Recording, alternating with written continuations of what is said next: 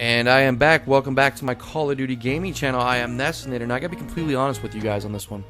I didn't come into this with any planned topics for this commentary. I didn't come in with any bullet points for this commentary. I figured I'd ad-lib this whole thing and talk to you guys, my viewers and subscribers out there, as if we were in a room, just having a good old conversation about Call of Duty. And that's what I strive to do with my commentaries here on the channel. You know, I strive to make them interactive and fun for you guys to leave your opinions down in the comments section and debate my opinions. And I think that's the fun thing about Call of Duty here on YouTube, is you can get other people's opinions, and in the process you can learn a lot about the game at hand.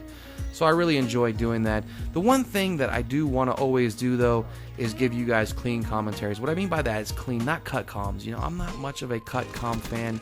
For those of you guys out there that do not know what cut comms are, when you watch some of the Call of Duty YouTubers out there, you'll see them basically cut together their commentaries. They'll have maybe a paragraph said, and then they'll splice it together with another thought later, or another sentence. And if they're doing vlogs, you know, you'll notice their head and their position of their body kind of moves, so they end up looking like Max Headroom from the 80s, you know, kind of moving around. And to me, I really respect commentators out there that can hold the mic 5 to 10 minutes and do a commentary that's just clean and direct without too many ums. Obviously, I'm guilty of saying sometimes. Everybody is. The ones I really can't stand is the ones that say like a lot. I don't know, that's maybe a generation thing. But man, there's some commentators out there like, or even in their vlogs, like.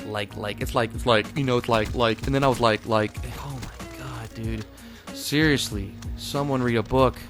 Seriously, someone learn how to talk. I know this is a rant, but that's probably one of my biggest pet peeves about commentators, or people in general. You gotta stop. It has to stop. Anyways, not to get off topic there.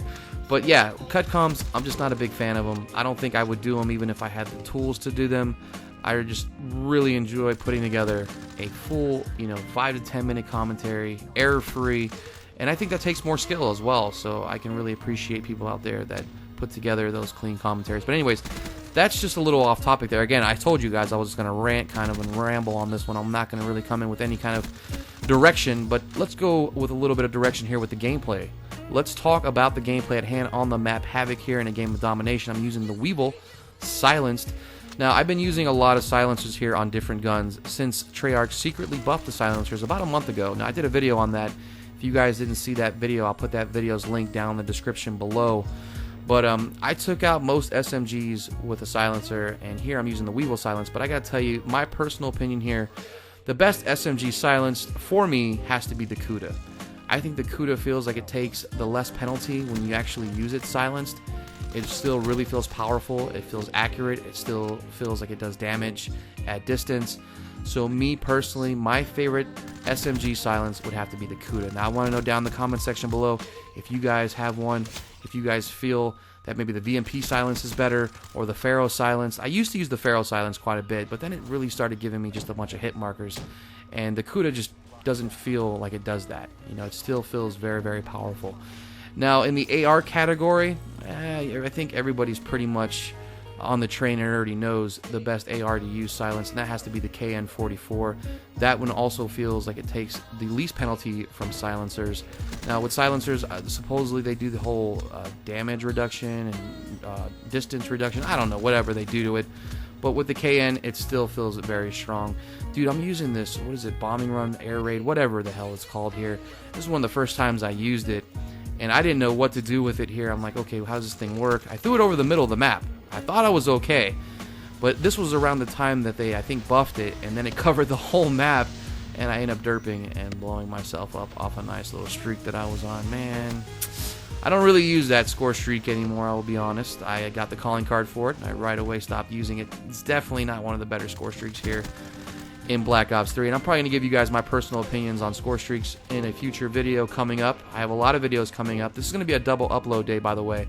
I'll probably let this one sit for a couple hours and then upload another video for you guys today, and I may stay on that trend this week and upload 2 videos a day every other day just this week, because I have a lot of videos to get out and I want to get these ones out. So hopefully you guys will enjoy that here on the channel.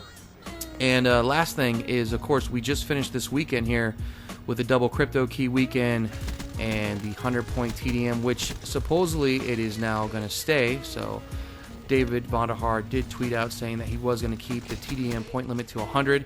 I think that's great. Hopefully they decide to keep that for the longevity of the title.